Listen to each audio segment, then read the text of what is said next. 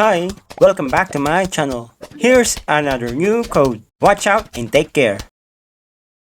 The beautiful Sayori Hayama. Code JUQ933. Released on October 8, 2024. And it has 150 minutes watch time.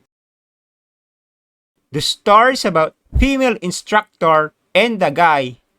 The girl was a well-known instructor at school. Apparently, the girl had a secret playtime. So, when no one is around, the girl do her playtime alone. Unfortunately, the guy saw the girl doing her playtime. So, later in the afternoon, the guy invited the girl to a room. However, when they are at the room, things went out of control. They spent quality time together and the wonderful story began.